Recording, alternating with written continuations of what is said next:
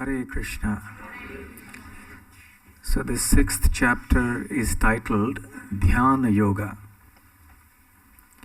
And we'll read the last verse of this chapter. Yoginam api sarvesham madgatenantaratmana shraddhavan bhajate yomam same yuktatamo mataha. Krishna says, of all yogis, he is considered the best, who always abides in me with love and faith, who constantly serves me. And such a devotee of mine, I consider to be supreme, to be the best, because he is constantly engaged in my loving service. Generally, when we speak the word yoga, people imagine some exercises.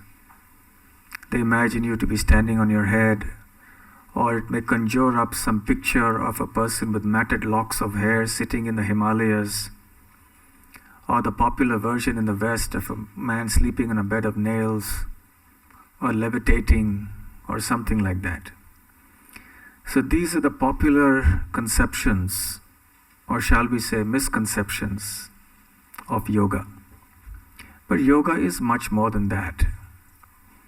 And even the kind of yoga that is popular is just one small part of one type of yoga, which is called Ashtanga Yoga or Dhyana Yoga, which is described in the 6th chapter of the Bhagavad Gita, which we will see, or rather we have seen in this chapter, Arjuna finds very impractical. He says it's not possible to do this and follow all the requirements that you are mentioning. So of all the different types of yoga, there is Karma Yoga, there is Jnana Yoga, there is Ashtanga Yoga, there is Bhakti Yoga. Krishna says very clearly that Bhakti Yoga is supreme. Because amongst all the different types of yogis, that yogi who is connected with Krishna with love and devotion is considered supreme. When a person is detached from the fruits of his actions, he is called a karma yogi, and he has some transcendental objective in his mind. When he adds a little knowledge and renunciation, he becomes a jnana yogi. When meditation on the Lord in the heart is added, he becomes an Ashtanga yogi or a Dhyana yogi.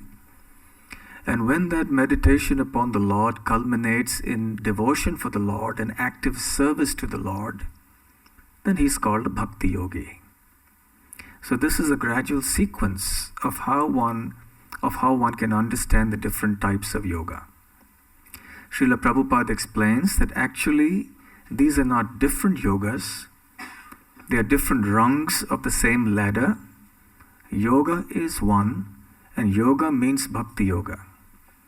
And all the other types of yoga are merely progressions that ultimately lead to the culmination in Bhakti Yoga. Without Bhakti Yoga, none of these other types of yoga will yield any fruit. But Bhakti Yoga is independent. Bhakti Yoga is the path of love. However, people become distracted by the miraculous powers that some of these yogis, these Ashtanga yogis have. And they start thinking that this is a symptom of spiritual advancement. There is a story of this one man who went to do some austerities for many years in the Himalayas. And after many years he came back to his village and he declared that he had now the ability to walk on water. So many people came to witness the demonstration. And lo and behold, in front of everyone, he began to walk on water. And he crossed the river, went to the other side, and then came back. And everyone was wonderstruck. And many of them went and started touching his feet, and they called him God and Avatar and so many things. There was one wise man You must have been from Radha Gokulan in the temple. Perhaps one of you may have been there, I don't know. So they challenged this man and they said, look, how many years did you spend to get this power, to walk on water? He said, 12 years. So he said, look, your 12 years of hard austerity and labor is only worth 25 pence. So he was very enraged. He said, what do you mean? He said, look, if I just paid 25 pence to this boatman, he would have taken me across the river and back. I didn't have to spend 12 years doing austerity just to be able to get across the water on its surface. In other words, this demonstrates the futility of all these other practices, especially when one is attracted to all the incidental benefits, the byproducts that these yogic processes may bring. However, the intelligent person doesn't get distracted by these byproducts. Also, it is not really necessary, Srila Prabhupada explains, that one has to go through the whole route from Karma Yoga to Jnana Yoga to Ashtanga Yoga and then come to Bhakti Yoga. One takes the elevator or the escalator straight up.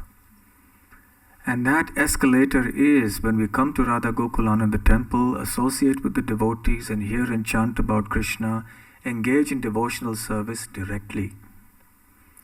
This is Krishna consciousness. So one does not need to go through the long route. One comes directly to the point of surrendering to Krishna and accepting Bhakti Yoga as the topmost yogic process. And then we will all become the topmost yogis, even though we may be students or housewives or doctors or lawyers or whatever we may be. But Krishna would consider such a person to be the topmost yogi, not necessarily one who sits in the Himalayas with matted locks of hair under the hot burning sun of the summer season. So here we have assembled so many yogis, and Krishna is considering all of you to be very good, exalted yogis.